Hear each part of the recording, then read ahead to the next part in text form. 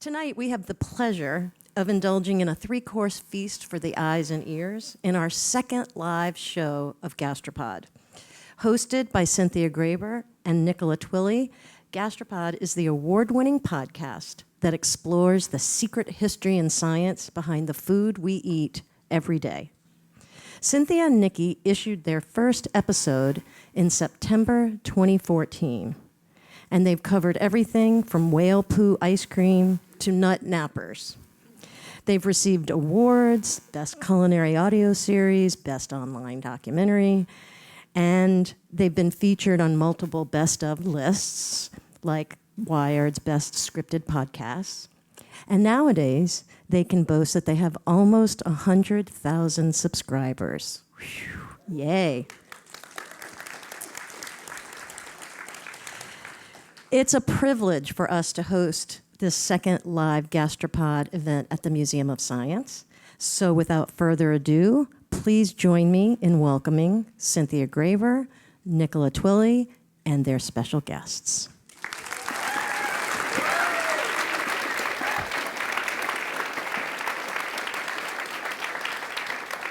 Welcome to our second ever live event at the Museum of Science. That's right, they invited us back. Apparently, you guys can't get enough of us. So who was here last year? Anyone? Good to see you again. Pat yourselves on the back for being ahead of the curve. And anyone who's new, we're super excited to meet you. This is a live performance of Gastropod, the podcast that looks at food through the lens of science and history. I'm Cynthia Graber. I'm Nicola Twilley, and like Lisa said, tonight we are going to take you through a 3-course tasting menu involving fizzy water, food fraud, and glorious, glorious chocolate. You are going to taste Hershey and Dove chocolate and understand the science behind why they taste different, as well as learn why Americans are world leaders in baking with chocolate, but the rest of the globe thinks that Hershey's taste like vomit. You be the judge. We're also going to be doing a science experiment on all of you with some seltzer. That's right, we're getting fizzy with it tonight. And then we will tell you the terrifying story of how thousands and thousands of people bought beef burgers that turned out to be horse instead. To help us with these stories and experiments, we're going to be joined on stage by some special guests. And then at the end of the show, they will rejoin us on stage and we will open it up for Q&A. So save up any questions you have as we go along. You can ask whatever you want at the end. So sit back, relax, enjoy the show. Now, we may think we are obsessed with chocolate today, but we have nothing on Montezuma. He was the Aztec emperor when the conquistadors showed up in what's now Mexico in the 1500s, and legend has it that he used to drink about 20 to 50 cups of chocolate before he went with his wives. The theory was that chocolate was an aphrodisiac, although I'm not sure I'd be in the mood after 20 glasses of anything. That's not all chocolate was good for, though. People who lived from Central America all the way to what's now the American Southwest, they drank cups of chocolate daily. And they used to flavor it with everything from chili to honey to magnolia flower petals to corn. And they added all of these ingredients because 100% chocolate, 100% cacao is really strong and often really bitter. We are going to prove that to you. We don't have 100%. We have Taza. I'm a big fan of local Taza. We have their Wicked Dark. It's 95%. So be careful not to spill the liquid in your bags, but you'll find a little chocolate square. It's marked 1. Yep. Again, just be a little ginger, be careful, all good. Can find your 1? If you find your 1, all right, bags down on the ground gently. Careful, no sudden movements. Yeah, no sudden movements with the bags. All right, go ahead and try it.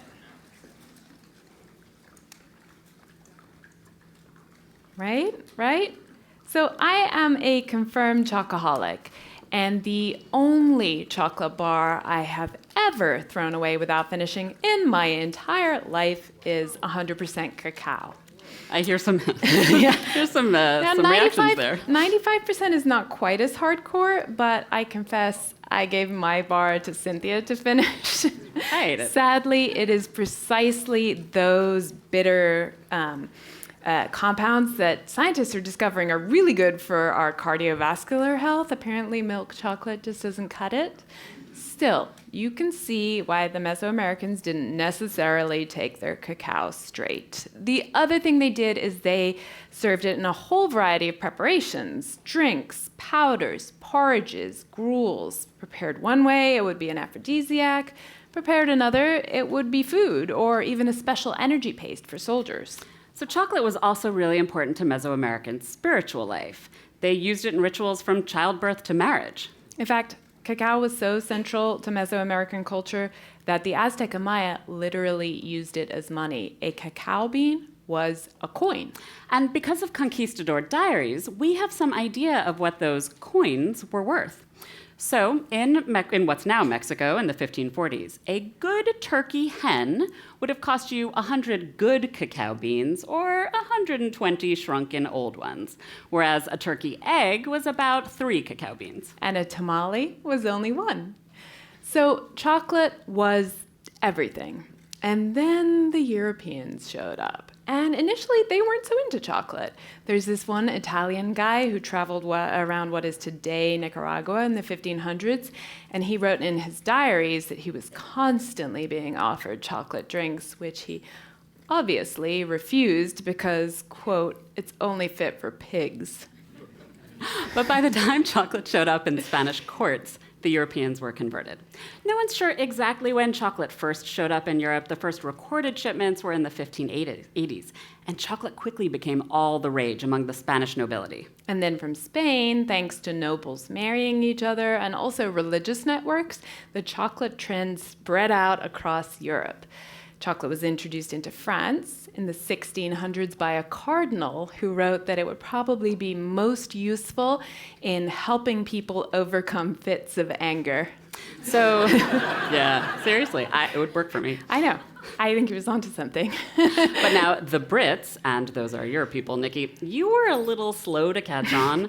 British pirates destroyed a shipment of cacao beans off the coast of Spain, thinking they were sheep droppings. Duh. You all did eventually catch on. No one can resist chocolate. Okay, almost nobody. Slowly but surely, chocolate was conquering the world. But it wasn't chocolate as we know it. It was a drink made with cacao and water and sugar, sometimes vanilla or cinnamon. The people who came up with the idea to add milk to drinking chocolate, those were the English. So you did have some good ideas there. It seems like the guy who first came up with that serving suggestion is Hans Sloane. Now, he is better known as the guy whose collection was the foundation for the British Museum. A genius. And so now chocolate is sweet and it's milky. So we'd recognize that as like today's hot chocolate. But that's still not the chocolate that we consume the most of today. I mean, it's a drink. When did chocolate become a solid bar? For that, we'd like to invite Carla Martin up to join us.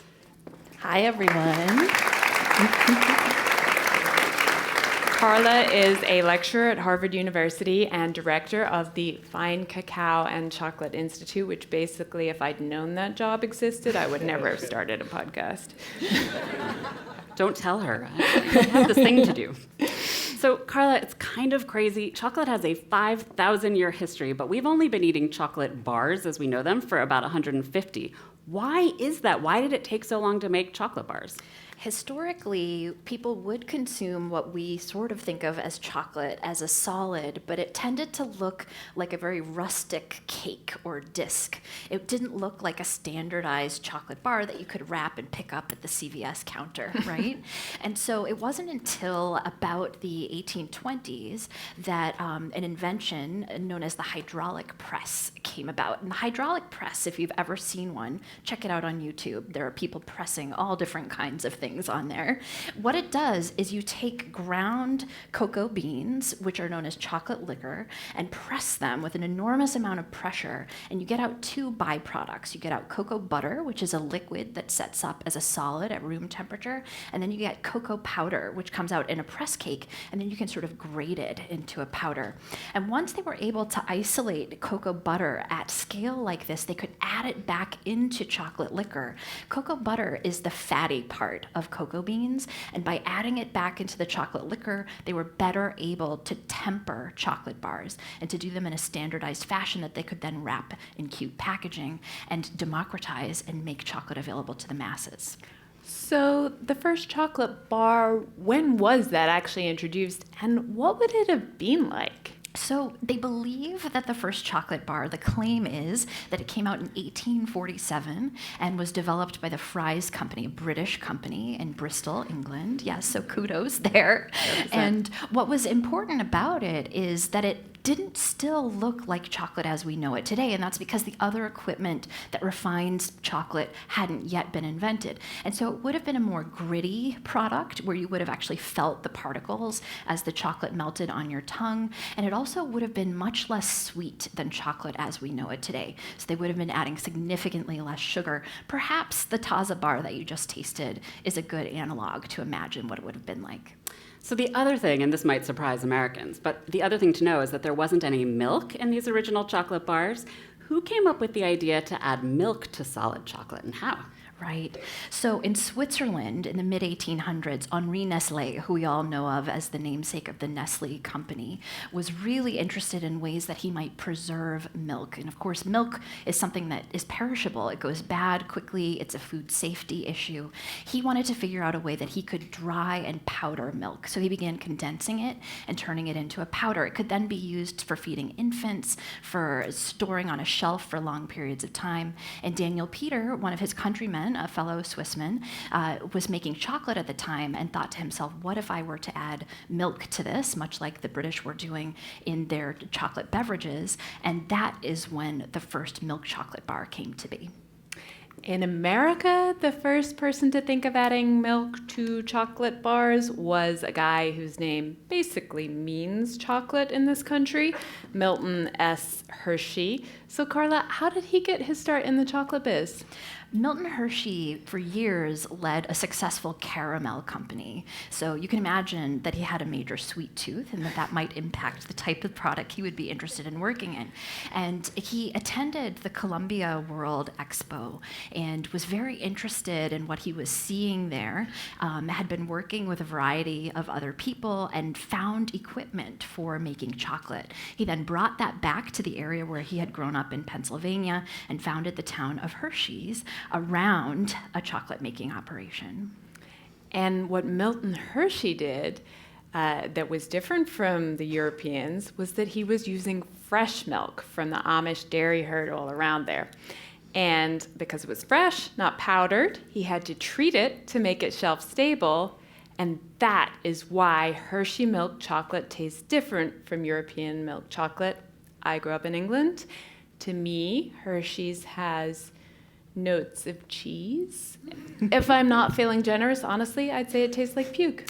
So I grew up in the US eating Hershey's, and I never really noticed those types of flavors as I was growing up.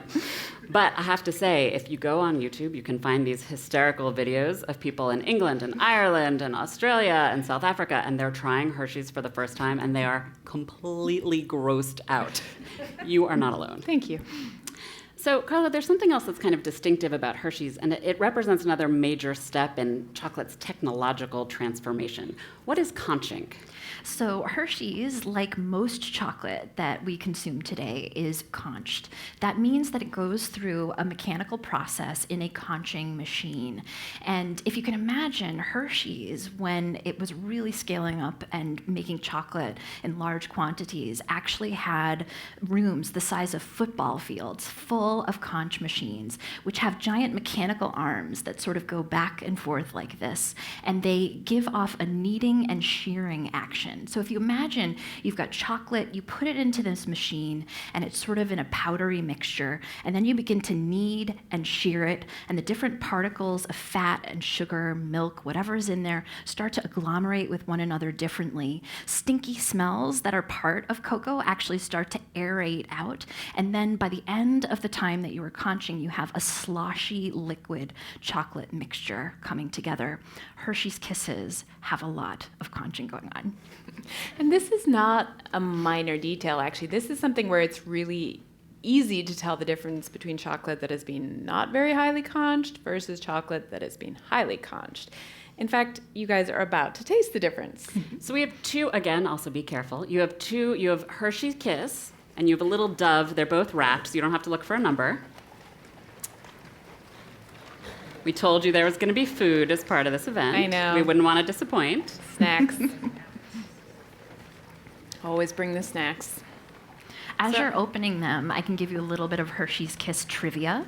So these were invented around 1905. They used to be hand wrapped. They can now wrap 5,000 per minute with the Wow. machine that they have. So eat the Hershey's and then eat the Dove. Just enjoy, kind of notice what it feels like, what it tastes like, how The they might taste texture. different, the texture. Yeah. So Carla, as they're enjoying their Hershey and Dove, and I know Nikki wouldn't be enjoying the Hershey, but that's fine. So what Enjoy should it they for be me. noticing? Sure. So if you want to taste chocolate like a chocolate snob, or the chocolate literati, as we like to call them, what I recommend that you do is first look at it, look at the color, look at the sheen, the finish, see is it glossy or is it matte. And when you have two samples like this, you can compare them with one another. You can then snap the chocolate to see if it has an audible snap. You can smell it, and then you can get to the tasting. So you place it on your tongue and let it start to melt. What you should be looking for between these two samples is, are they equivalent in sweetness? Are they equivalent in texture? Are they equivalent in color? And what is the experience as they melt on your tongue and as you have an arc of flavor that you taste? Once you've tasted them both, you can also then think about, what is the finish? Are there any flavors that are lingering in my mouth after I've tasted them? And you'll Cheese, see that vomit. between that between Hershey's and this Dove, you will be noticing some significant differences. I suspect that some of you are noticing that the Hershey's, you can actually feel the particles as it melts on your tongue. So there's a somewhat gritty quality to it. The Dove melts much more like butter on the tongue. The Hershey's as well is significantly sweeter. Milk chocolate in the United States only needs to contain 10% cocoa content, and this piece of Hershey's chocolate that you're having only has 11% cocoa content. Dove has significantly more than that. So these are all the different kinds of things that you can train yourself to look for as you taste chocolate. Awesome. So, up until the late 1800s, North America was not a hotbed of chocolate innovation. But the Columbia World's Fair, where Milton Hershey got inspired to start his chocolate business, that's where things really kicked off for American chocolate. The first American-made chocolate bars were supposedly for sale there. Where did they come from? They were believed to come either from the Walter Loney Company or from Baker Chocolate Company, both of which, by the way, are companies from Massachusetts. And so, yeah. Win for Boston. But that's not the only chocolate treat that debuted at that event. So there's something else that appeared there for the first time. I know, doesn't that look amazing? I know, let's just take a moment. I know, I have to kind of collect myself, right? I know. So this has kind of come to represent one of America's major contributions to the chocolate world. Who came up with the first brownie? So it's thought to be the case that Bertha Potter Palmer, the wife of the gentleman Palmer who ran the Palmer House Hotel in Chicago, was interested in inviting her lady friends along with her to the Columbia World event. And she asked the chef at the hotel to please create a dessert that they could travel with that wouldn't get crushed in a picnic-style setting, and that also would allow them to wear their beautiful white gloves without dirtying their hands. So what he came up with was a brownie in a little brownie sort of paper cover, and he created a chocolate cakey fudgy dessert with apricot and walnuts on top. So Bertha and her brownie, that's a Chicago thing. But you have traced the first brownie recipe back to Boston, right? Mm-hmm. What was it like? So the first brownie recipe actually wasn't a brownie as we know it. It did not contain any chocolate. And this came out in the Fannie Farmer cookbook, probably in the early 1900s. And it looked a lot more like what I would call a blondie. Well, so then eventually they did actually get chocolatey. And so I clearly never spent nearly enough time thinking about where brownies came from. I just ate them as fast as I could. What about the name? Is it just because of the color? You know, If we were looking for the simplest explanation, what I would posit is that blondies came to be named blondies after chocolate was added to the historical blondie brownie recipe, and they needed a way to distinguish between the two. So they needed to call blondies for the non-chocolate version and brownies for the chocolate version. However, if you look into the historical record, there's all sorts of mythology about the history of calling chocolate brownies brownies. In the 1890s, the Sears Roebuck catalog had these elfin-shaped cake-like foods that were known as brownies. In the 1880s, Palmer Cox published a series of children's books about brownies, who were these mischievous nocturnal creatures who got into all sorts of trouble.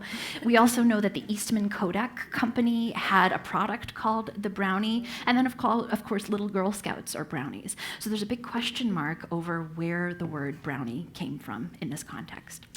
So that is the story of how a ritual drink became a bar, became a beloved baked good, possibly named after sprites. So far, so good, but there is a dark cloud on the chocolate horizon. There are threats to our chocolate supply. So one of those threats is from climate change, and another is because 70% of the cacao trees in the world are grown from one varietal, and that makes them really vulnerable to diseases. And that's not the only problem, sadly. There's also the fact that cacao farmers are getting out of the business because it's just not worth it for them. When we buy, I don't do this, but when we buy a giant bar of Hershey's at the store for $2, the cacao farmer who grew that gets 10 cents. So chocolate has just become too cheap. So there are now more expensive chocolate bars available, and it's not just that they cost more, it's also that they might help us save chocolate and chocolate farmers for the future. Plus, they usually have a higher percentage of cacao, so they have more of those heart-healthy compounds that are wowing scientists these days, and frankly, they taste better. Again, do not just believe us, you're gonna taste it. And so I know that a craft chocolate habit can seem like an expensive one, but it is not just that you are helping save chocolate by supporting biodiversity and cacao farmers. It's also this gateway into all the different flavors chocolate can have depending on where it's grown. Okay, so now you're going to taste another piece of chocolate. So this should be the final piece of chocolate in the bag. It should have a 2 next to it, I think. Again, don't spill, but you're all good. Have some chocolate. So this is from Taza again. It's a single varietal. It's 70% cacao from the Dominican Republic. So I want you to take it out, chew it a little bit, let it melt on your tongue. And I want you to do kind of what Carla was saying. I want you to think about the flavors that you're picking up. When I eat this particular varietal of chocolate, it tastes almost kind of tropical to me, a little hint of guava and strangely almost a little banana note on the finish. Carla, what do you think about this? Absolutely. The varieties of cacao that are grown in the Dominican Republic, as well as the terroir, right, the sense of place, the variety of different factors that play into how flavor develops in cacao, is often associated with a sort of citrusy or fruity quality. So I suspect that for those of you who are tasting this cacao made into chocolate from the Dominican Republic for the first time, that you might be noticing a sort of acidic quality. Maybe your mouth is watering as you taste it, and you're noting some fruity notes. So, I know, I'm like, where's my chocolate? We're going to eat after the show, don't worry. You don't have to stop here, is the good news as well. This can be your homework, in fact. Try single origin chocolates from around the world and figure out what your personal favorite is. For me, it's Venezuelan chocolate. It has this caramel note that is insane. So when we were working on the chocolate episode, Carla came over and she brought some chocolate from Honduras, and I kid you not, it tasted like grapefruit. I could not stop eating it. Do you have any particular favorites? I do, and this isn't Massachusetts chauvinism speaking, I promise. 3 of the best chocolate companies in the world are right here in our state. And in fact, one of them is Taza Chocolate, which you have been tasting. Taza Chocolate is a world leader in ethical and transparent sourcing of cacao. Rogue Chocolatier is another very small craft chocolate maker who made They the did bar that Honduran one that Cynthia liked so much. And if you like truffles and ganaches, don't miss a chance to try Gâté comme des filles bonbons, which are to die for. Be right back. I just have to do some chocolate shopping. Seriously, Carla, thank you so much for Thank joining us you. on stage this evening and sharing your chocolate expertise.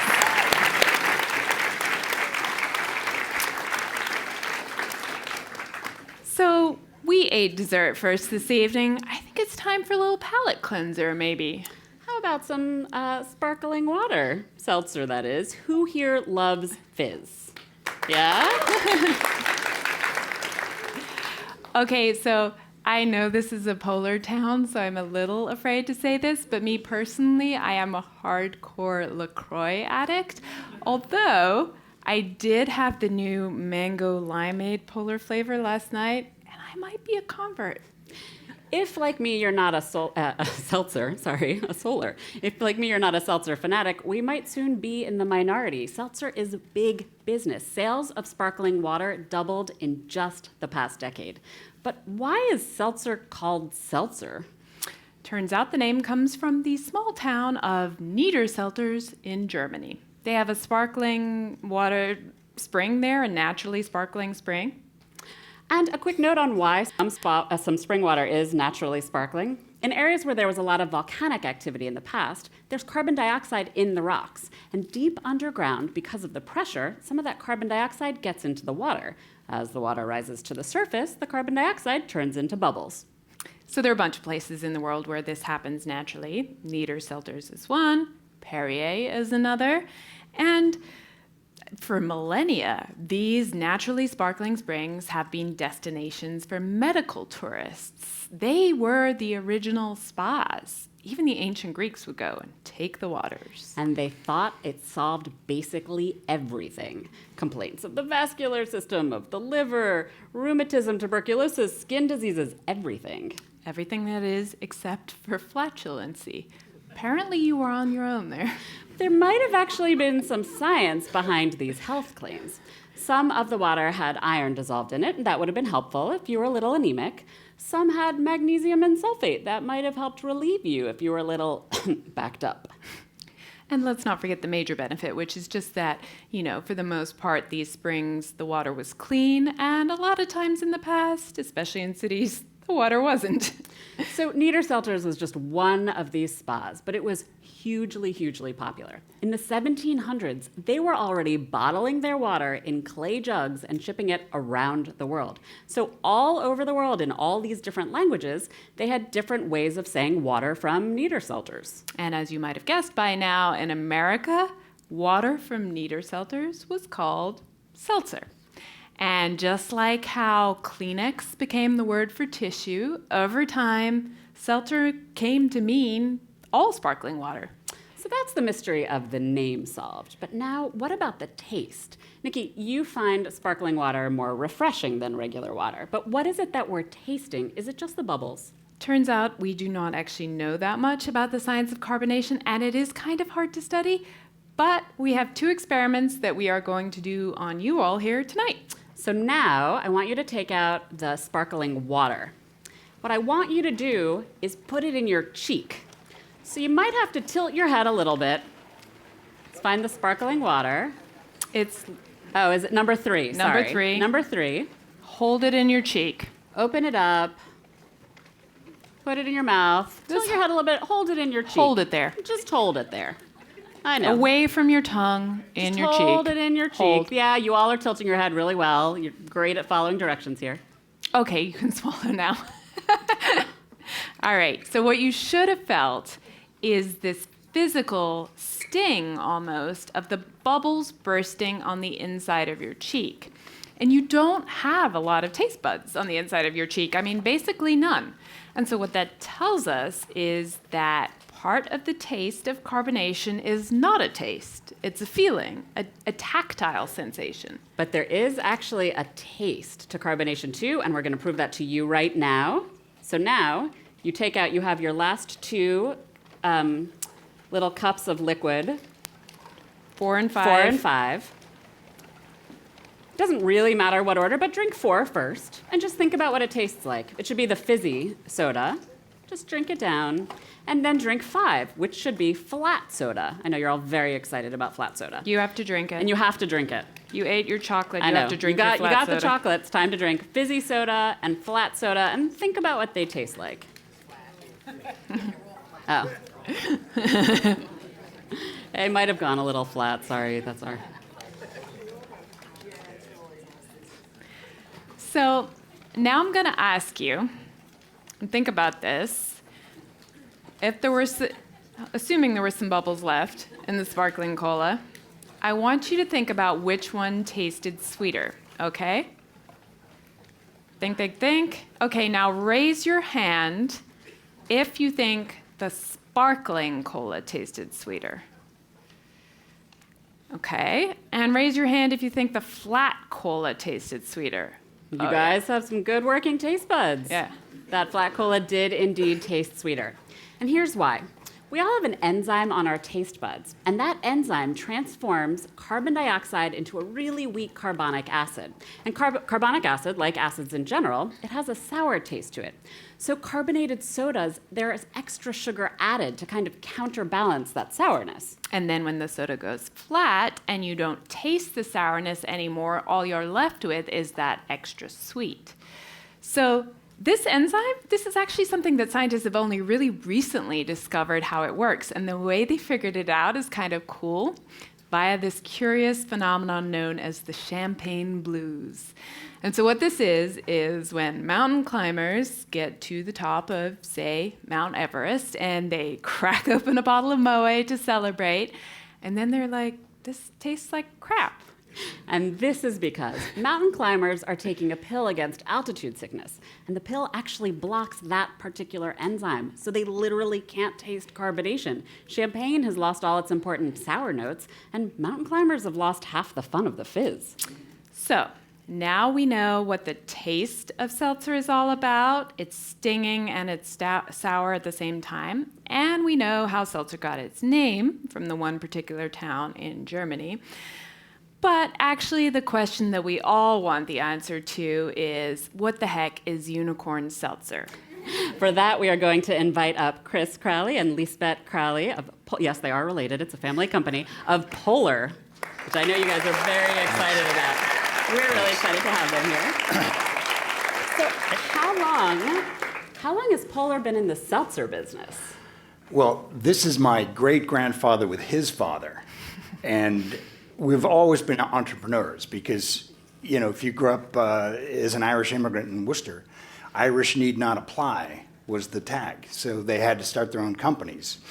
So my great-grandfather started a whiskey business, Crowley's Ballbrook Whiskey. And they actually founded Prohibition because they'd literally go to the companies in Worcester, the big companies, and sell whiskey payday for $1 a bottle. So that was just during that prime time of, you know, the temperance movement. And we got out of the whiskey business, like unlike some other Irish families in Boston that didn't get out of the whiskey business. But we did get out of it, and we had a spring. So the source of that great whiskey base was our spring. And so that spring's been in our family for many, many years. And I love the claims. We look at the purest spring water known and the things that it cured. And our original bottle said, cures heart disease, dyspepsia, goiters. So it really was the first functional beverage. And you see that now. Yeah, all these beverages are functional. Vitamin water cures everything. We were the first functional beverage. Yeah, so this is actually the original recipe of orange dry. So when the country went dry, we went dry and just started making kind of the mixers we had. Nice. So that's the orange dry recipe, handwritten. And it's the same one you still use today, isn't Yes. it? Yeah. So, Chris, I mean, you have basically been in the business your whole life, and back to when you guys bottled in glass and working with your uncles and grandfathers. So how has how you make seltzer changed? Well, the way we make it is very similar, but always been the same. But what we've, I think, improved on is the quality of water, because that's the base of a good seltzer, and we really work so hard. I think this year, just in Worcester, we've spent about $3 million improving our water treatment, and more capacity as well. But And possibly less dangerous now you aren't bottling. Yeah, what was it like with the glass? the glass, they were atom bombs. Literally, they would you'd have these chain reactions, and 45 bottles would blow up simultaneously in the filler. Literally, the filler would rise up thousands of pounds. I mean, you could see the shock wave through the filler room. It was so dangerous. I mean, you just walked around, they'd blow up, and you'd get I was the cut man. If anybody got cut That's nothing. You're gonna say, oh, you need stitches. Because every day somebody got cut. It There were a lot of- and now, back then people didn't care. They got hurt. They weren't, as litigious as they are now. And now we would be so gone. Glass was constantly blowing up everywhere, and it blew up in the supermarket. If you'd literally pick up a bottle and hit the heel into the side wall of a bottle, it would blow up. And the mother, but people didn't care that much. 50 years ago, they really didn't. It would test your they were dedication to tougher. seltzer. But There were more seltzer companies back in the day, right? Like it was more of a thriving kind of, you were all driving around town in your trucks, like. Yeah, well, so this is my uncle. My dad always tells a story that his father, my grandfather, told that everyone was kind of, had their seltzer business in Worcester. And even if we didn't have a sale, we would just drive past our competitors and honk and just pretend like we had everything together. So I think we just stuck around a little longer. You outlasted because of them. that. Yeah, I we know. faked it until we made it. Yeah. So one of the things you guys are known for are flavored seltzers, but you got into this business also pretty early. How long have you been in the flavored seltzer business? I remember 1973 is when we first started experimenting with it, and we never looked back. It was just I think our portfolio of flavors has been a lot less sweet than our competitors. All the sweetened carbonated soft drinks in the South in particular are very, very sweet. And we typically have, our ginger ale has 20% less sugar than the big brands, and no preservatives, no sodium. So they've been very, very, the amount of sugar we use is significantly less because New Englanders don't have that sweet tooth like they do in the South. So our seltzers were a natural progression. And our mixer business has been very big, so it was good to have no sugar at all. Save a lot of money, too. Smart New England business. Yeah, so you guys are known for your flavors, but you're also known for, I think, amongst seltzer connoisseurs, Polar is known for being really pretty aggressive on the bubbles, right? What's your secret there? How are you handling your CO2? Well, it's all about very, very cold product, but you really have to have clean water. And it's hard because we're sodium free, and that sodium does help that bubble stay in solution a little more. So what it is to getting all the dissolved oxygen out of that water. And dissolved oxygen, the cold water holds a lot of dissolved oxygen. So we have a lot of techniques, and a lot of it's like homemade stuff that we've invented. And that's exactly what the seltzers are. We're always just playing around with stuff. We really have a good time at work. And people get into making things. So we have these giant columns that we've made to treat our water so those bubbles stay in longer and stay open the second time. Because my sister, years and years ago, would just give me a hard time because it was so volatile. And, the old, buy two, get one was her motto because it would blow up. So I've worked really hard at curing that problem. But really what's most important is when you open a bottle of seltzers, have it cold to begin with. Because that CO2 is not that soluble in water, but it's a lot more comfortable in a cold product than a warm product. Good tip. Keep it cold. So when you guys started, you only had maybe 2 or 3 flavors of seltzer, but now you have dozens. So what's the process of creating all of these kind of crazy flavors? Yeah, so we launch new flavors twice a year, 5 in the summer and 5 in the winter. So we are always looking for new recipes and new flavors. So we follow a lot of mixologists and cocktail culture. We look at, fruit trends, farmers markets, things like that. And then also social media, because people write in the most ridiculous things, and I'm like, I don't think that's gonna work. We tried basil seltzer once, and it tasted like dirt, so we're like, okay, we'll stick away from that. So, Maybe not great. yeah, so we come up with this long list of flavors, and then we taste them in-house, and it's kind of like, it's definitely the most fun part of the job, I think. So when we're getting down to a deadline of kind of coming up with these recipes, we have all these criteria we look at, similar to chocolate tasting. You have your own palate cleansers. Chris's way of palate cleansing is my favorite. Time and floss. So I've taken that one on. Yeah. Get a little bit of it in your bloodstream and you're good to go. So that's kind of the flavor development, and we have these lists and see where they work. So let's talk about your most famous flavor, the Yes. flavor that Boston lost its collective mind over. Unicorn I kisses. brought one from my seltzer. personal She did. stash. And I this know. is like priceless. Yeah, So- $99 on eBay. So it's Literally. serious. We actually hid it earlier in I'll case hold it for anyone you. got Thank you. in here while we were gone. So for those of us who have not been lucky enough to taste this, what the heck is Unicorn Yes. Kisses seltzer? So Unicorn Kisses was part of our small batch. We do these kind of like product drops, like mixtapes, and we do it to kind of like surprise and delight those loyal fans. So we'll make really, really limited quantities, like 10,000 cases, and just put them out there and never say a word about it. So we've never posted anything about Unicorn Kisses, and we just kind of let it go. So this was April 1st last April year. Fool's, yeah. April Fool's Day. So it was kind of like a running joke. We didn't really know how funny it was going to be. We're like, maybe people won't think it's funny. But it turned out to be as funny as we thought it was. So people went crazy. One of our customer service reps was like, I think I need security to get to my car. Like, our phone was ringing like crazy. Yeah. Website traffic spiked 400%. People were like live tweeting their hunt. So this up top is someone saw it in a store, and then someone went an hour after and look at the row is empty on the far right. So it really went quickly. There was an article in the Boston Globe about it. It was Yeah, big. Oh, yeah. Yeah. Yeah. Thank you. You said you have a special team unicorn now, don't you? Yes, Is that your- yeah. So with the craziness of this, we're like, okay, everyone is trying to contact us and talk to us about their experience with Unicorn Kisses. So we created like a microsite with an application to get on Team Polar Unicorn. So if there are any unicorns in the house, we can talk later. But so we narrowed it down to about 3,000 people. So we have 3,000 people helping us develop a new product line. So we're trying to keep the impossibly good seltzer alive. So look for that later this year. That was our April Great. Fool's joke. Yeah. And just weeks later, my favorite was our Cinco de Mayo seltzer, jalapeno and Citrus margarita. So it was spicy. It had a It was spicy. It was jalapeno delicious. oil. I in it. missed that one. That's It was really hardcore. good. It was I really hardcore. love. And wait, Chris, you were saying you have a new Mexican spokesperson for the brand. Oh, it was amazing. You always product placement so important, and who drinks your product and who identifies with your product is just fantastic.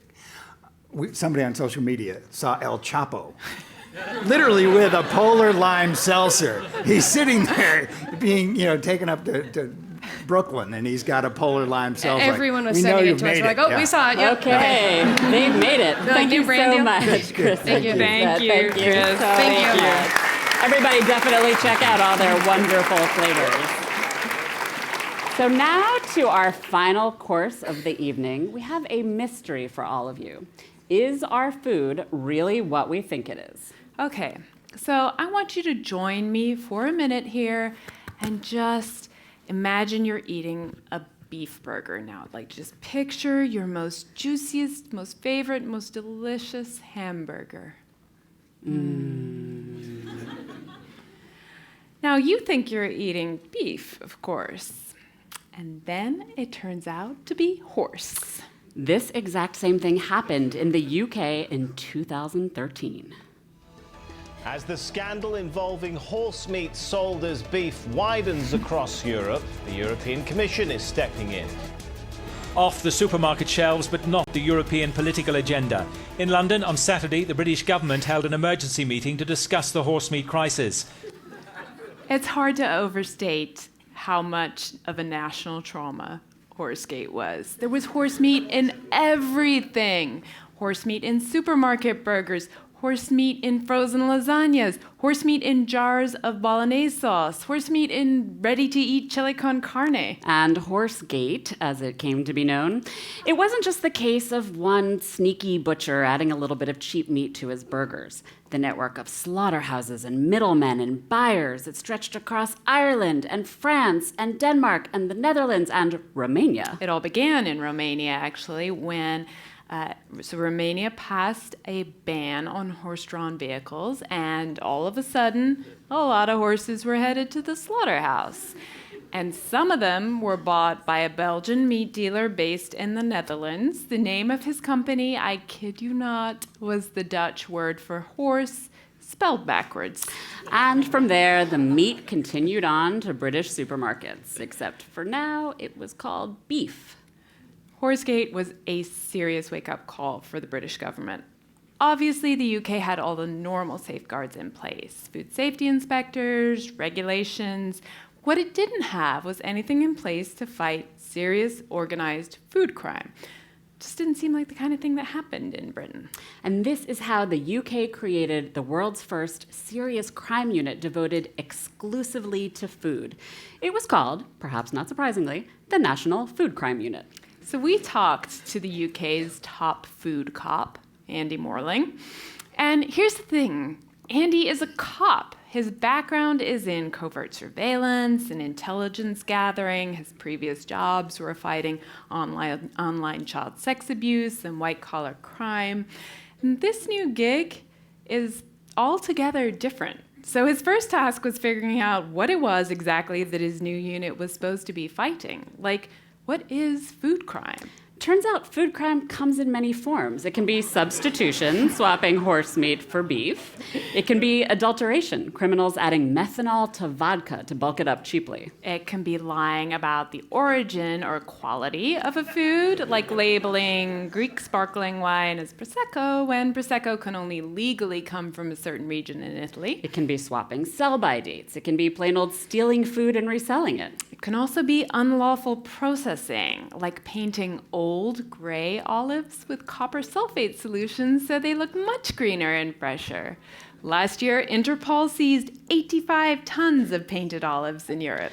So food fraud is happening a lot. But what Andy Morling discovered when he started his job is that it's really, really hard to catch. For one thing, people don't necessarily know if they're eating something fake. Oftentimes you need high-tech scientific equipment to detect the difference. And even if you think to worry about it, you've usually already eaten the evidence. And businesses, even if they do find out that they've been a victim of food fraud, they don't want anyone to know. Nobody'd want to eat their food if they found out.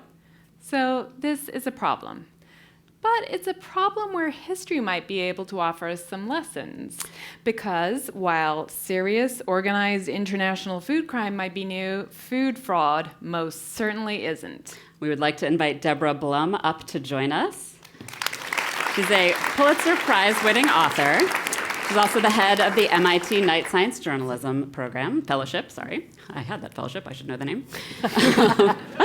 And she has a book coming out next year called The Poison Squad, and it takes us back a century to when food fraud was really running rampant in the US. So, Deborah, could you paint a picture for us of some of the horrors Americans might have found on their plates at the end of the 19th century, start of the 20th?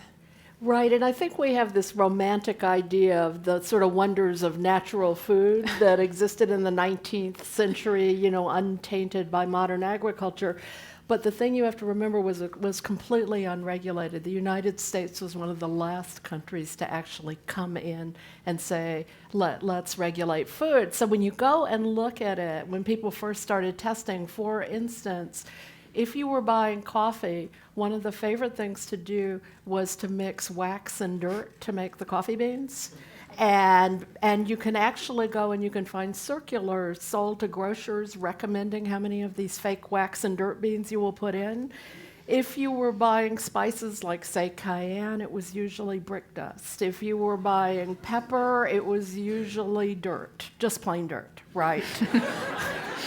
There were companies, like when they were making cocoa, we were talking about cocoa earlier, that would order vast quantities of seashells and coconut shells and grind them up really fine for that cocoa look and mix it into the chocolate. And the other thing they would do, and I was thinking about it when we were talking about glossy chocolate, is they would put something on, like called a shellac on the chocolate, but they would use arsenic for that because you could get a beautiful glossy shine from the arsenic. So, right. Might be the last thing you would see. Right. But. Yeah. No, that's exactly right. And there's all kinds of examples of this. I mean, someone you mentioned or someone had mentioned the Fannie Farmer cookbook, and Fannie Farmer wrote a cookbook in 1904 in which she had to devote an entire chapter to fake milk, because milk was so fake in that time period. Often farmers or dairy farmers would take it, they would water it down, they would take this sort of bluish, what's left over after you've really gotten the milk fat out. They would add some plaster or flour or ground up gypsum to thicken it back up, and then to recreate the cream, this is my favorite one, they would grind up calf brains into a nice, thick, creamy yellow layer and have it floating on top of the fake milk. That's right. And the U.S. government had zero regulation of this, so you're really seeing state laboratories and a few independent laboratories doing this kind of checking. So now, introduce us to the hero of your book. So we've met Andy Morling, he's the UK's first food cop, and let's meet one of his predecessors, Harvey Washington Wiley.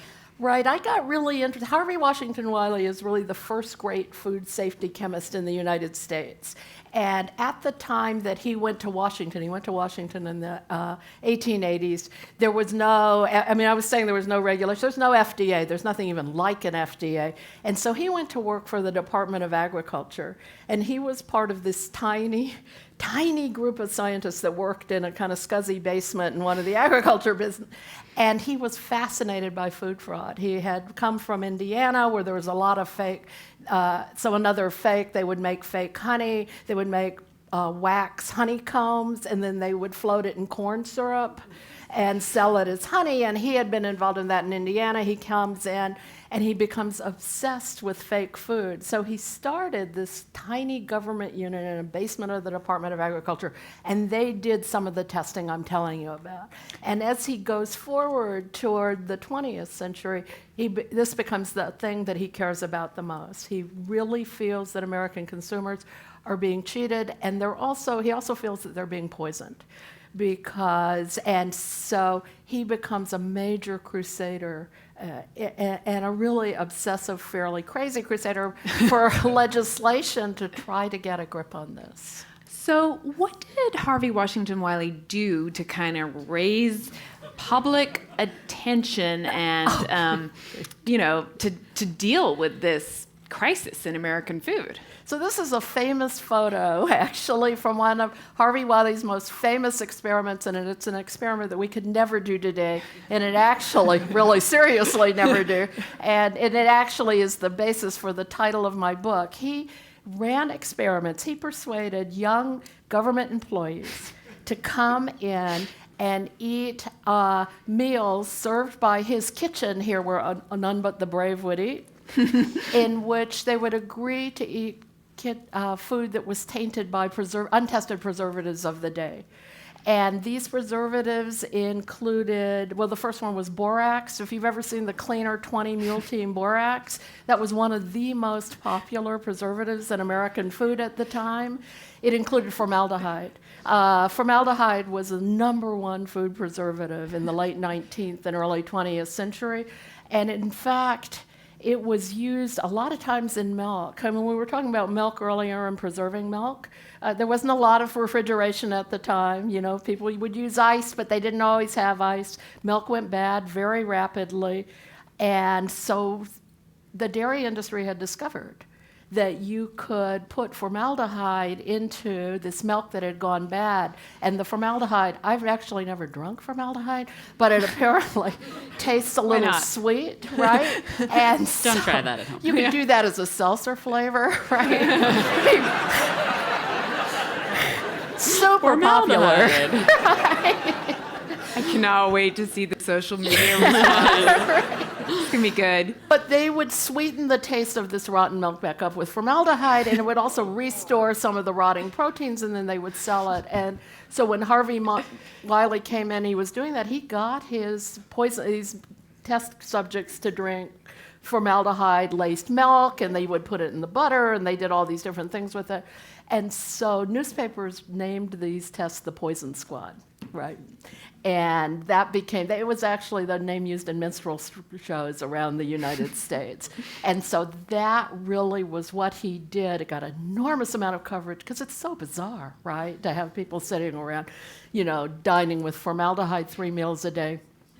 And so that began the sort of consciousness raising that starts leading us toward the 1906 Food and Drug Act, which is kind of imperfect law, but was the first time the United States actually tried to regulate anything like this. But the thing about this law is that it didn't actually change everything, right? So what happened afterwards? So the problem with the law, and this is really the focus of the book that I've been working on, is that the law was a huge compromise, right? A lot of people associate this with Upton Sinclair's The Jungle, and about the same time this law passed, there was a novelist, journalist, Upton Sinclair, who wrote a big expose of the Chicago stockyards as a novel, dripping with, human-infused sausages as people fell into the sausage pits. I mean, it was a big, horrible story, and it really led the United States to pass a meat inspection law. It was the first of its kind in a meat safety law, and up with it came this extremely battered, extremely compromised Food and Drug Act that Wiley had been fighting for, which did a whole lot of stuff that really didn't work. It really didn't require good labeling. It did not require companies to safety test first. It did not bar some of the things that he wanted to bar. One of his big fights was unbleached flour. And he had run a lot of experiments, for instance, showing that you get nitrates in flour as residual of the bleaching process, and this went all the way to Supreme Court, and he lost, right? He fought a massive fight about saccharin and lost. So one of the big problems with the law at that time was there was really no enforcement to it. You had to go to court for every single action that you wanted to take to enforce some kind of safety issue. And there was a succession of losses that increasingly weakened the law. And I'm not telling you that it didn't make a difference, because it did. It was the first law. It made people start thinking about the fact that we had to regulate food. It took formaldehyde out. It took borax out. It actually got rid of a lot of copper sulfate. It took all kinds of bad things out of the food supply. It established, and you can argue about them, the food coloring regulations we still use today. The list of FDA-approved dyes that we use in food today were established by Harvey Wiley in 1907, and they have never changed. And they took about 1,000 food dyes off the market when he did that, right? And they were using arsenic to create green, red lead to create red, right? There were a lot of good things that he took out. I don't want to make him sound like a failure, but he felt like he wanted to do better because he was single-minded about saying, who matters most in all of this? It's the American consumer. It's not the government, it's not big business, it's the American consumer, and if we're not putting that first, then we fail.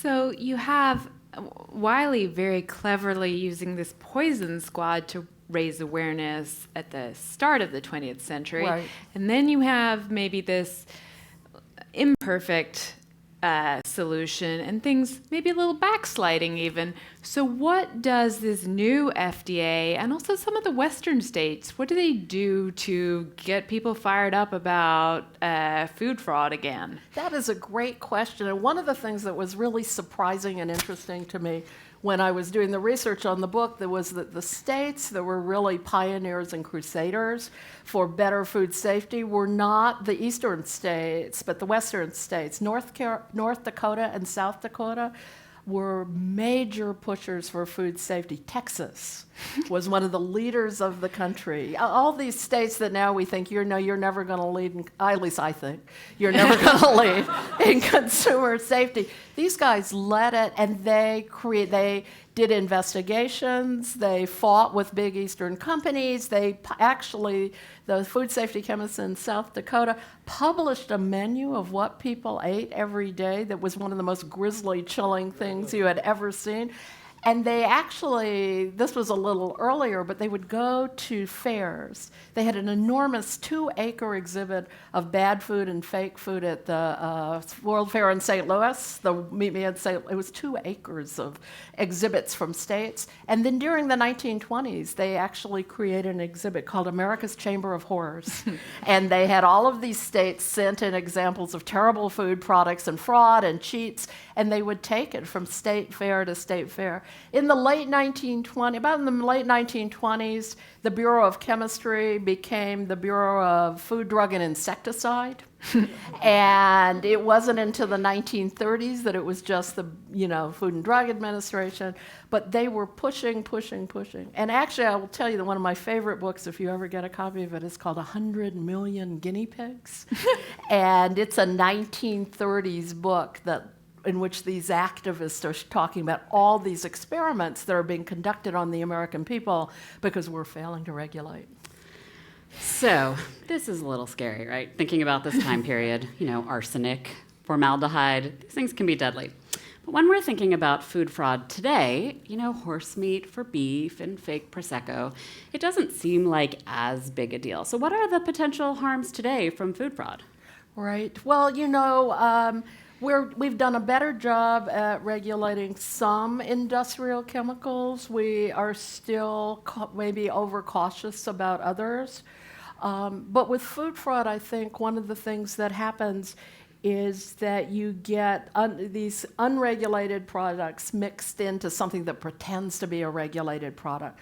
So, for example, the example you gave was of methanol in alcohol. And so if you look at, the chemistry of alcohol, for instance, if you have a glass of wine or drink a beer, you're drinking ethanol, which is grain alcohol. If you're drinking methanol, which used to be called wood alcohol, you're drinking a really dangerous product, and the reason it's so dangerous is we metabolize it very differently. And when we metabolize basic alcohol, we break it down into carbon dioxide and water eventually, right? And a little acetic acid. It becomes completely harmless. We handle it really well too much of it not, but But when you are metabolizing methanol, it will metabolize into formic acid and formaldehyde. And the formic acid attacks the optic nerve, so you can get huge breakouts of blindness. They did in Europe. You see this in some other countries from methanol, and of course the formaldehyde will kill you. So one of the things, no problem there. But so one of the things when people are faking is they're adding these cheap, unregulated ingredients, and when they do that, they're can be adding really bad things.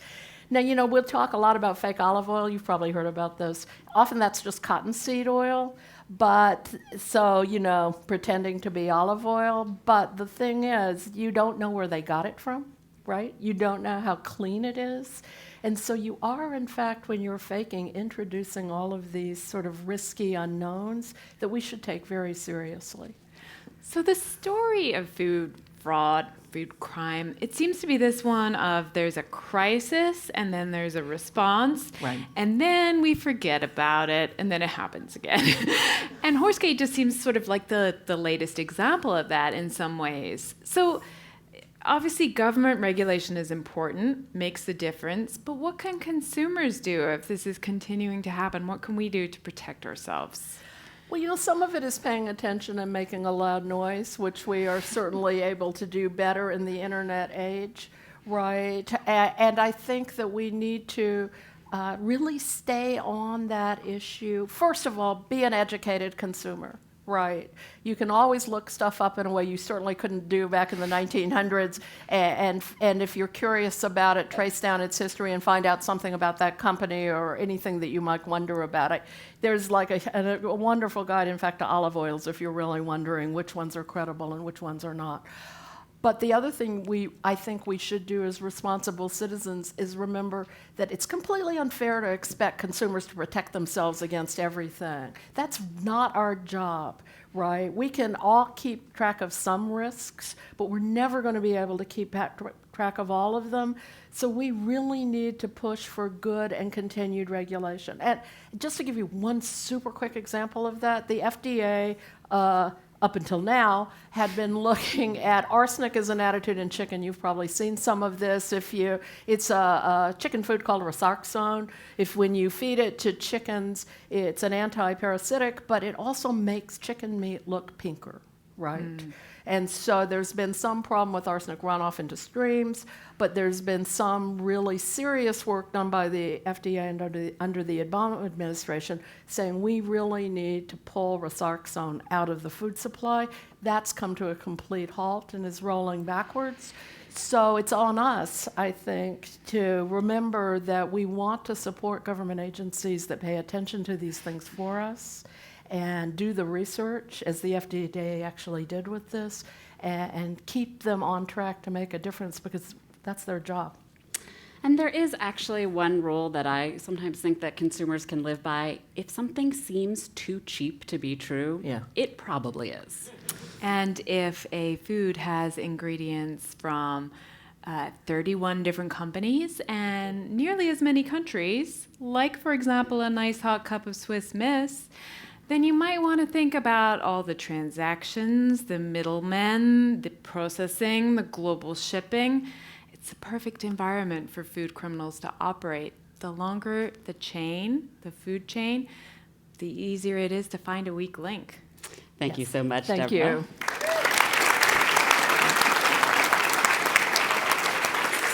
So we are going to have some time for some questions, but first we'd like to say a little bit of thanks. Oh, yeah. That's okay. Well, we want to play some music. Can we play our end music here? Yeah. Hey, there we go. Well, we say thanks. We're going to say some thanks. So first of all, we want to thank the Museum of Science for inviting us back for a second time. Lisa Monrose and James Wetzel run a very tight ship, and they have been incredible at making sure everything went smoothly this evening. These bags, all the volunteers who put the bags together, this AV team, it's an amazing team to work with, and we are so grateful. Thank you to all of our speakers tonight. Carla Martin of Harvard University and the Fine Cacao and Chocolate Institute, Chris Crowley and Lisbeth Crowley of Polar, and Deborah Blum. She's an author, and she's of MIT. And you should all check out all of their work, their seltzer, their articles, everything, their books. And we also want to thank Taza for donating the chocolate tonight.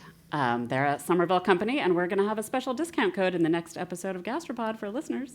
And that's right. So listen, guys, if you enjoyed tonight's show, we have really excellent news for you. We're a podcast. And we put out an episode every other week. So you can basically repeat this experience, not live, and you have to bring your own refreshments. But hey, we're on demand.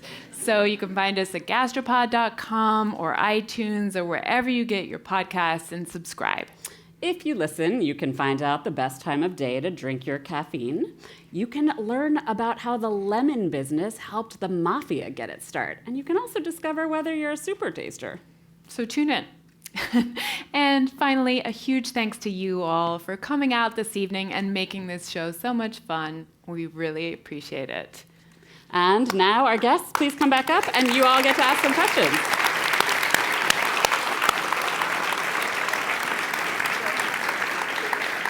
So the Museum of Science folks have, we're not choosing, they have a mic, and if anybody has any questions, I'll let you guys just hand out your mics. And we have our first question right here in the center. Thank you. What do unicorn kisses taste like? We had thought that one would come. Yeah, hopes and dreams.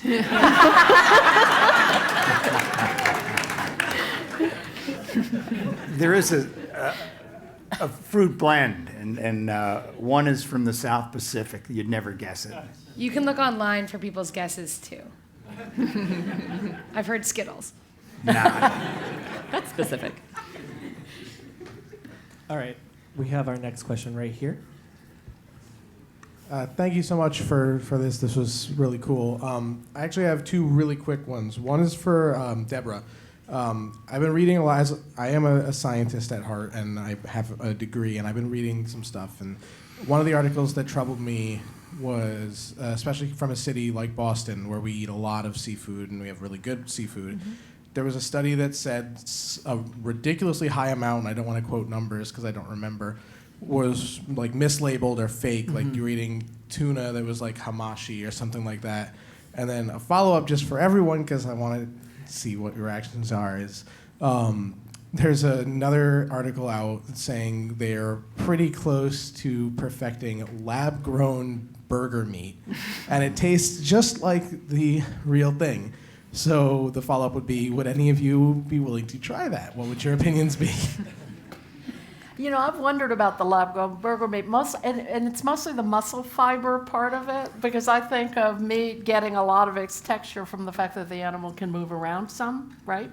So I wondered if the lab-grown meat might have exactly the same flavor, but it's the texture.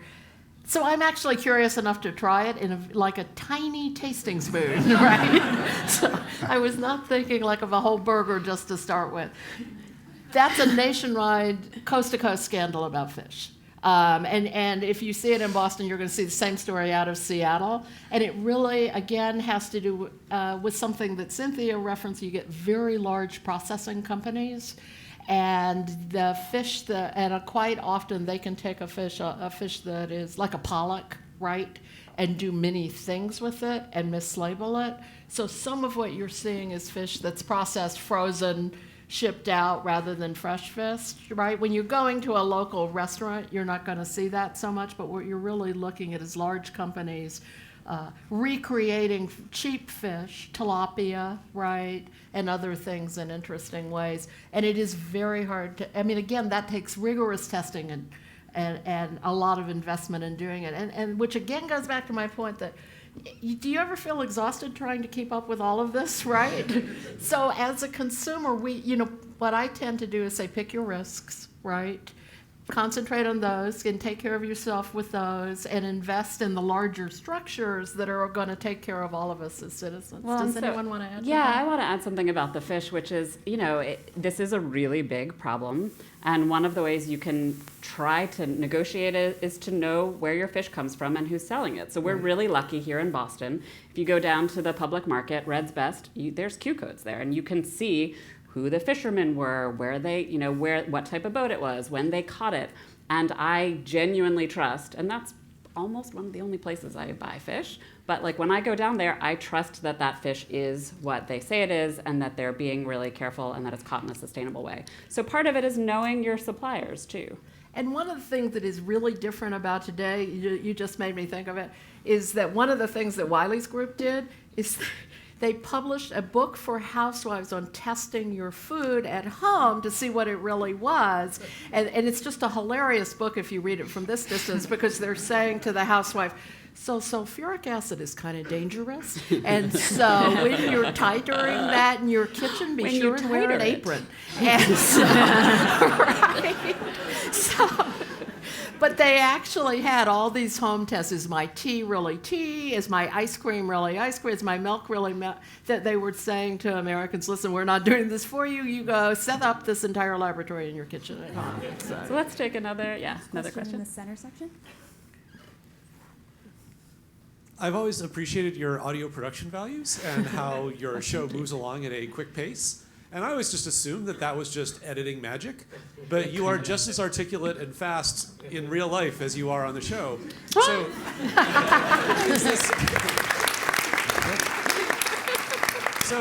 are you always like this, or in your civilian life? Do you actually say and in your civilian life, or are you just always like this?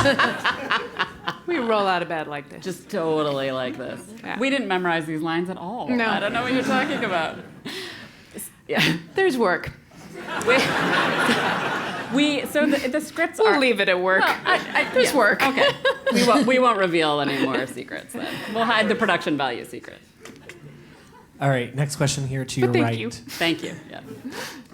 Hi, my name is Alex. I'm from the gastronomy program at Boston University, and my question is for Deborah.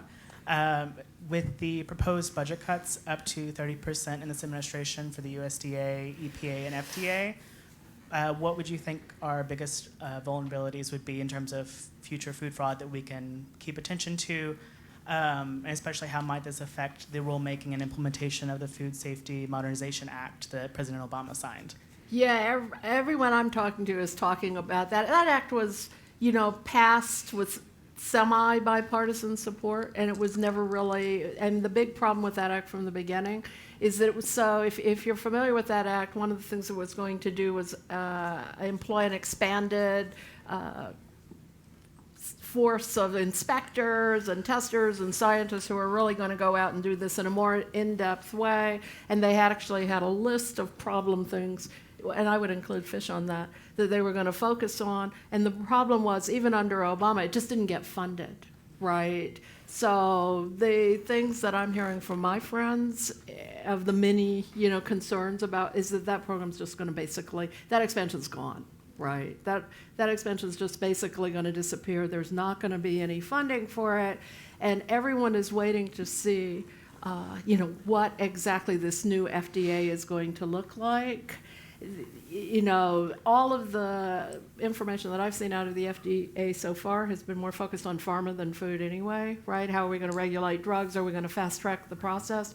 And I'm just not seeing food and drink rising to a level of interest yet. So if you're asking me if I'm worried about it, I'm very, right? Without having a brilliant solution for how to turn this around right at the moment.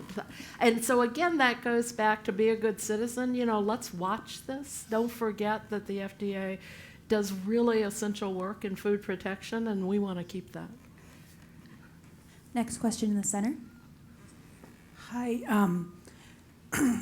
How can the average American, I would love to shop every day at the Boston market, but I can never afford to buy any of the meat or the fish there. It's very expensive.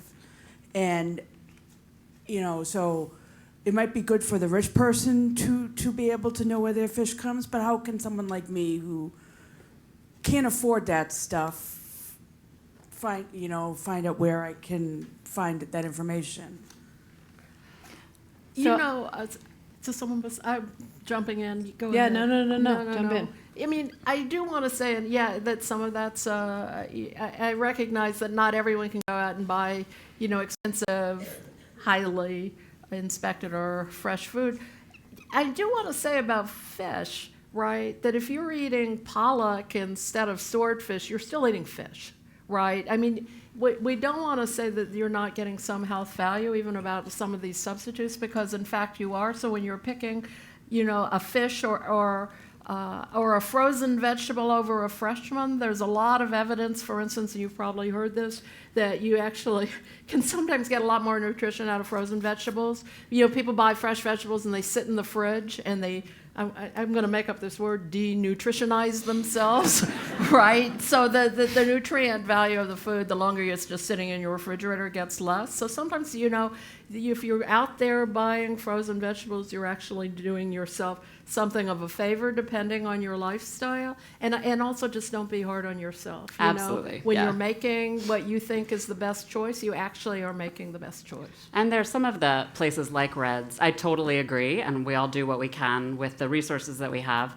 And Red's, though, they have their underutilized fish, and so there'll often be deals on fish that you don't necessarily know what it is. It's not as common, and if you ask them how to cook it, then they'll have some suggestions, and so those can be ways to also find deals for things that are, often more expensive. But yeah, totally. Don't be hard on yourself. And that's what I was going to say, too. I joined a seafood CSA in New York, and it's genuinely good value for the amount of fish you get, except for I didn't know what to do with any of the fish they were sending me because it wasn't fish that I usually cooked.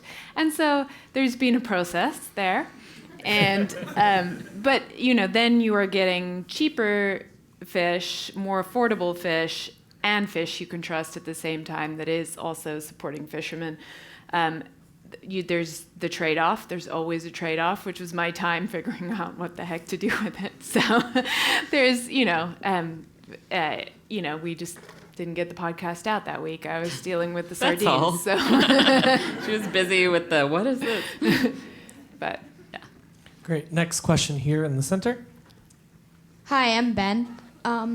So I was wondering, do you know what the percentage is of food that is actually intentionally mislabeled versus accidentally mislabeled? Is there any different, or is I don't think we know. No, I mean, one of the things about when we were talking to Andy Morling, it's just a complete estimates around food fraud are ridiculous because it's guesswork. It's pure guesswork. We don't know because we don't test all our food, so we have no idea and no way of knowing. People say 10%, people say 5%. You could argue for either, because it could be that we're catching just the tip of the iceberg, or it could be that we're catching a good proportion. We have no way of knowing. And the truth is also that I know we've scared you tonight, and there are things to be concerned about. At the same time, we do, especially compared to a century ago, we have a really safe food supply. So these are important things to stay on top of, and we have a really pretty amazing food supply. I want to talk about, make a comment on the food supply, because we're producers. Yeah. So we're SQF level 3 certified, and the inspection, it's so rigorous. But beyond that, the supermarket supply chain, you look at Demoulas, Price Chopper, Stop and Shop, these guys don't want to sell tainted product. They are so serious about the quality of products they serve or supply. And they come in unannounced, they have full access to our plant and many other plants. We'll produce many things for these guys, but I know them well, and I know how serious they are about food safety. So it's not, everyone has a reputation. And I think the most trusted places are supermarkets oftentimes. These guys are really good at what they do. And companies like, I'm just going to sing their praises, but like Polar, right? Which are, they're really careful about their ingredients. They're still, there's a lot of old recipes that they still hew to. They, we were talking earlier and how careful they are about what goes into it. And this is a company that I trust. These are things that you can kind of start to educate yourself about too. Next question to your left. Hi, I was wondering if you could tell me what the process of making the podcast is like. How do you come up with your ideas, and what research goes into it? Well, first we should say that the idea for our seltzer episode actually came from Leah Brunetto, who is somewhere here. Leah? She is the Museum of Science. There she is. Waving in the back. Museum of Science employee and listener who wrote in and told us about her polar addiction and asked us to do an episode on seltzer. And she wanted to know specifically about unicorn kisses. Like, this was in the original That's email. why we're here. We thought, hey, this is great. So that's one example of how we get our ideas. We find out something's happening, or there's an anniversary, or there's a book coming out, or we say know smart people that we want to have on the show. We say, wow, it's February, and neither of us like Valentine's Day because we think do it's like kind chocolate. of silly, but we love chocolate. So let's do an episode on chocolate. So we, and one says, oh, what about this? Oh, this is really interesting. Oh, I've always wanted to know about X, and we have more ideas than we know what to do with. And we really do love getting emails from all of you with your suggestions. We have the listeners' suggestions is a really fun part of it, and then we just go and we research and we see what stories we want to tell and who will help us tell them best, and the work. And then lots and lots of work. Great. We have our last question here in the center. So my question actually was going to be about, from the producer's point of view, about food fraud and quality. But so just to add on to that, so Chris, you've been in the business for a really long time. Yeah. Can you talk to us about historically how quality assurance and fraud protection and food safety has changed in your eyes from the point of view of Polar? It's almost revolutionary how serious and how aware we've become. We were very casual, but we have a very safe product because the pH is typically around a 3.2, so it's a much safer product than a milk. And what we did is we brought in a lot of people from the smaller local dairies that had such better protocol for sanitation. So we got skill sets from all those people that became unemployed because small dairies didn't make it anymore. But boy, could they knew how to CIP, clean in place. They knew the discipline of keeping a really sanitary plant. So we can have different products. If you look at any ginger ale, it'd have sodium benzoate in there, or potassium benzoate. We don't have it because we don't need it because our counts are so low. But you just, with SQF, SQF it's a lifestyle in the plant. And it's like every one of you. We have many more people than we have of you, but everyone, you can talk to anybody in the plant and they know about food safety. They've got it down. The training is just entirely different. I have a daughter that's fluent in Spanish, and she Not does. me, my cousin. She does a lot of the training to the Spanish employees about food safety. So it's not. It used to be just the QC department. Now it's everybody. So it's become a lifestyle in not just polar, but pretty much every plant, because the suppliers are so demanding, and you can't fool around. You'd be out of business. So it's been a sea change for us. Great. All right. Well, we have to wrap it up right now, but everyone is going to stick around. So please do come find us in the chocolate exhibition, which Lisa's going to tell you about. Yep. And come say hi. Come ask more questions. We would love to talk with you. And a huge thanks again to our wonderful guests this evening. Yeah.